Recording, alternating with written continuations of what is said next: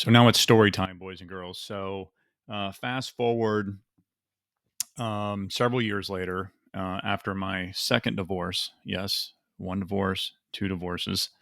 Um, I'm sitting at a bar with my good friend Jaime, and he was just like, "Hey, do you know this guy Chris?" Apparently he said that all 6'4" white guys look the same. So he's like, "Yeah, he's the other tall white guy that hangs out." And I'm like, I might have met him before one time. He's like, "Yeah, his brother." His brother, opened up for Depeche Mode in Germany. And he's like, he texted me this picture the other day. And I'm like, wait, let me see that. And he shows me the picture. And I was like, holy shit, that's Matthew Deere. And he's like, you know who that guy is? I'm like, yeah, I have a Pandora station for him.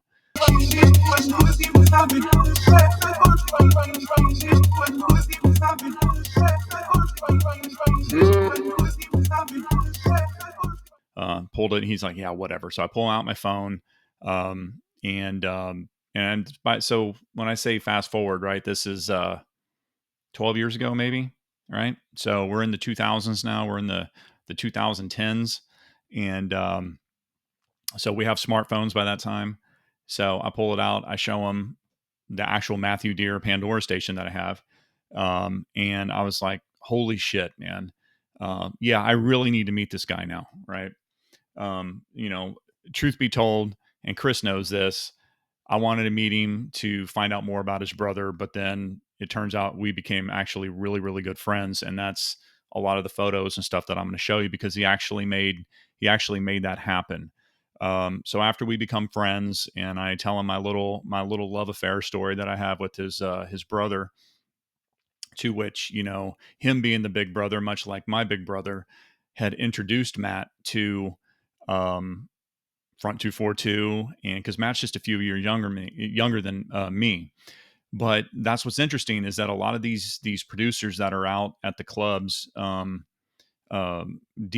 or producing music, or touring with their bands, they're Gen X. They were born in the 70s, and some of them are older than me. I think DJ Pierre now, he might be 59 years old, so he's on I think he was born in 65, and so he's still out there at these clubs all over the world playing music to all ages of people, and they're really loving it. So um, it came up that, hey, Matt's going to be playing at Gas Monkey. It's not the Gas Monkey bar, but he had a venue, a concert thing.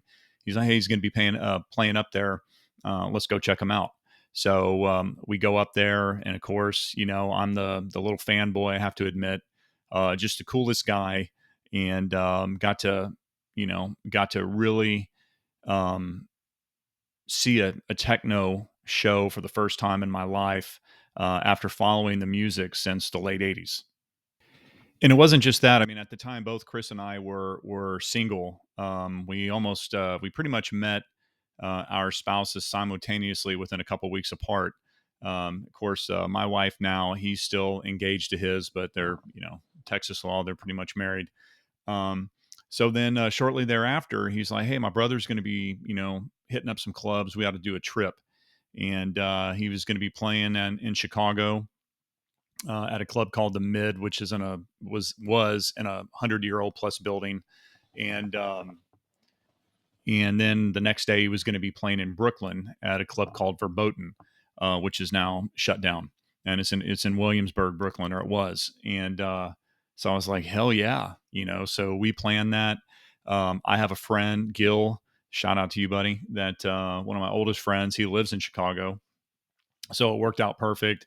He's able to pick us up, take us around Chicago, got him into the club that night, and just experienced my first real club. I mean, San Antonio didn't really have them. Corpus had a pretty badass one in the late '80s, but this was a legit club, right? This is Chicago we're talking about, and it was an experience in itself to show up to a techno show and see so many people there, and then getting to hang out in the green room with the artists, which was cool because the green room was below, like a story below, and then you take these little stairs that kind of come up, and then you enter in off the back of the stage.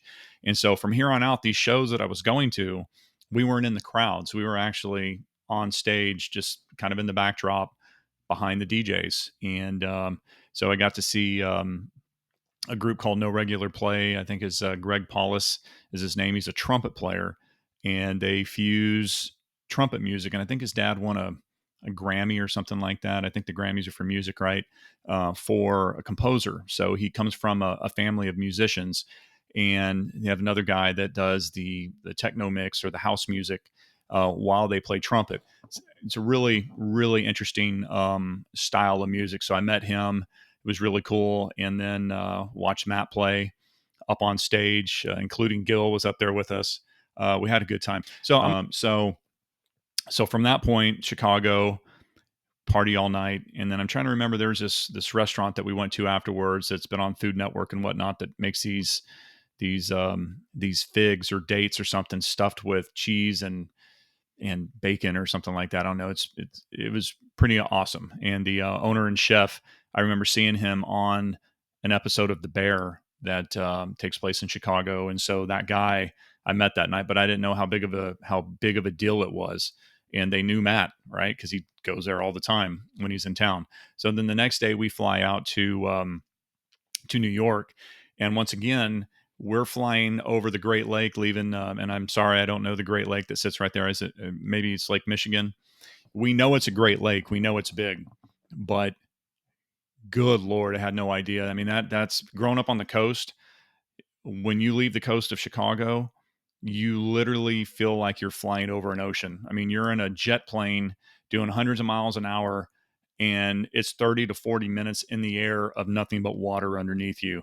Um, and I'll pop a photo up of that. It's absolutely amazing. So, of course, we get to New York, and we're flying in, and we fly around in the distance. You can see the Statue of Liberty. Once again, that was my first time ever going to Chicago, and this was my first time ever going to New York. So of course we get to New York, and there's a reason why when you watch people on TV, you have the stars and then you have their entourage.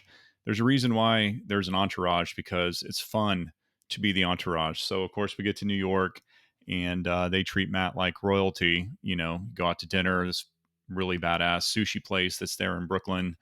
Um, we stay in the White Hotel, which is right across the street from Brooklyn Lager, and again in the Williamsburg area. It's just an overall great experience. And opening up for him that night was DJ Cozy. We call him Cozy, but his name's Cozy or something. He's from Germany.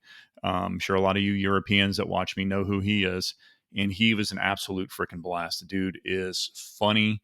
And turns out at the time he had just started taking jujitsu at a Gracie Academy that happened to be in Germany.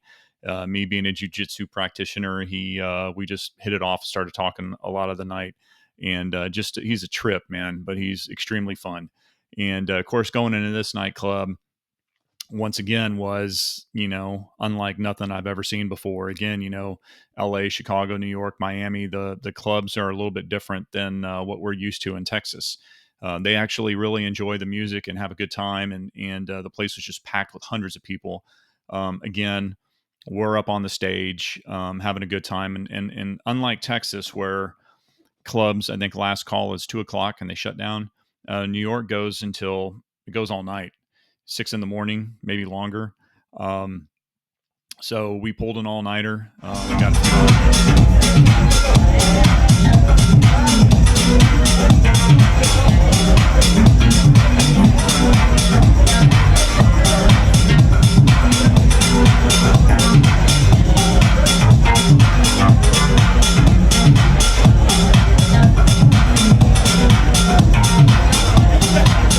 got a few hours of sleep, and did the hair of the dog the next morning, and then flew back home.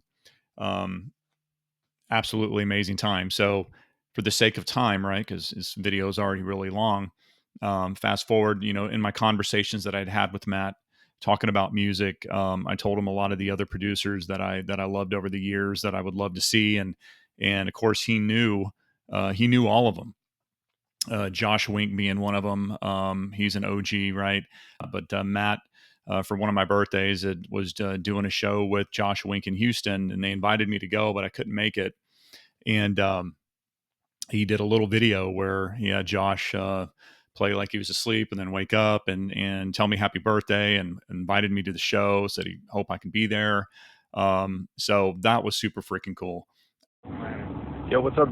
I'm here just in Houston with a good friend of mine. He's got a message for you. Oh shit, Josh, wake up, Josh. What's up? Happy birthday.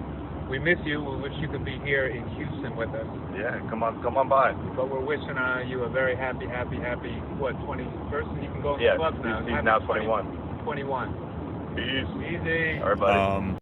But one of the other artists I told him about, he had actually done some collaborations with. So he is actually a really good friend with him. And so Chris and me are sitting at a bar. We did that a lot, right? Having a beer, and he gets a phone call from his brother, and he answers it. And his brother's in Ibiza, or that's how we say it in America. What is it? Ibiza. So he's playing a club, Richie Houghton's club out there in Ibiza. I'm just going to say it that way. It's easier for me to say it that way. So he says, "Hey, are you with Graham right now?" He's like, "Yeah." He's sitting right next to me. Why? He's like, "Well, I just wanted you to let him know that Tiga is playing at Kingdom in Austin tonight." Um, and if you don't know who Tiga is, he's been around a while. He's a Canadian producer. Girl comes up to me and says, "What's your job?" And I said, "Bugatti." He kind of got popular in America for when he did a rendition of Nelly's "It's Getting Hot in Here," and he does it with a marionette puppet. Anyway, he's playing at Kingdom, and I got y'all on the list. And excuse me.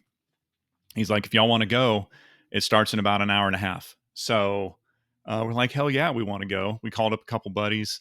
Um, and my wife was still working at the time. And so we were at a bar across the street from the restaurant she worked at. And I ran in there because, she's old school. She doesn't keep her cell phone on her when she works. Even as a server, she didn't keep it in her back pocket like they all do today. So I had to go in there and let her know, hey, honey, do I have your permission to go to a nightclub up in Austin? Probably won't be back until 3 or 4 in the morning. And of course, my wife being as awesome, she's my fiance at the time, as being as awesome as she is, was like, hell yeah, let me know how it goes. So we go up there.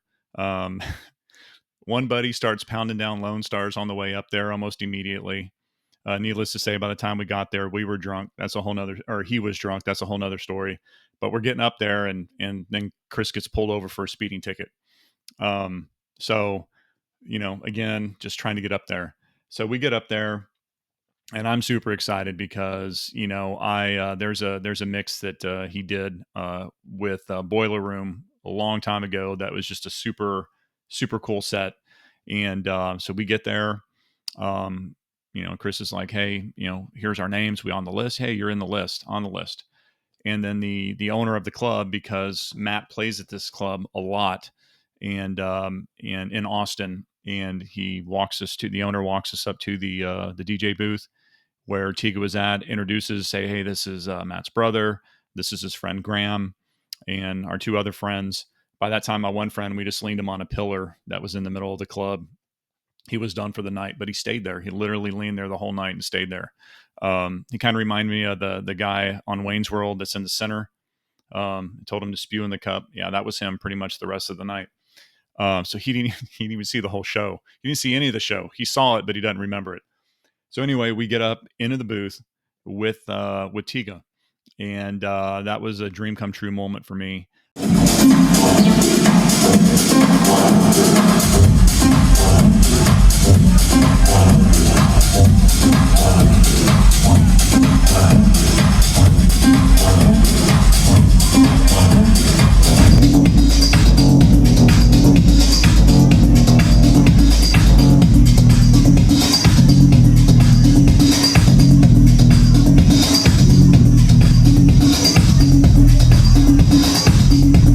To be able to just be there all night, chat with him, talk with him, and I'll put his photo up.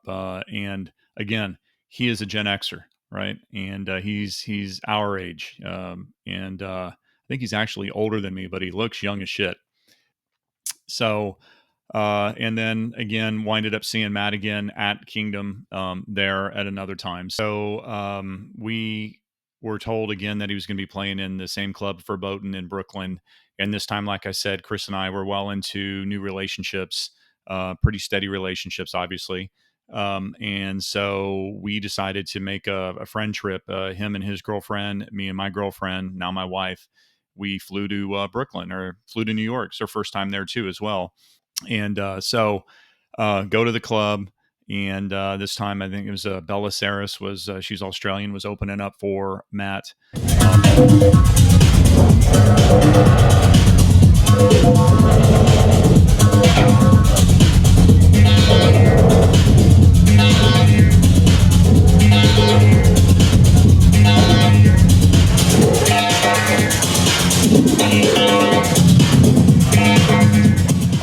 And then after a while, after the night got going on, my wife got tired. She's like, "Hey, it's like 2 a.m. You know, I need to get my sleep." So I walked her back to the hotel, which is about 2 blocks away, and put her to bed, and then walked back to the club and went till about 6 or 6:30 in the morning. So um, wonderful time, and of course. As time went by, we saw Matt at other venues in Austin. He came and he played South by Southwest, um, and I think met my son for the second time. My oldest son Theo, growing up around me listening to that music, he actually became a musician and became quite a good producer himself. To the point where Matt was even and his partner in their record label Ghostly International was impressed with him. Um, he chose to pursue coding. It's still something to do with computers, right? But so we went to South by Southwest, had a great time up there, and then saw him again at Kingdom in Austin, and then COVID happened. So obviously things kind of shut down for a couple years, and it only being 2024, it's a couple years in the past. So I was doing this fairly recently. This isn't something that I was doing when I was young because I couldn't. I was raising kids. Um, and I'm looking to get back into it again. I'm checking schedules. A lot of people keep going to rock concerts. Def Leppard's touring. Iron Maiden just came to San Antonio. Love them all. But if I'm going to spend some money to have to travel to go watch somebody play, I want to watch some house music. I want to watch some techno shows.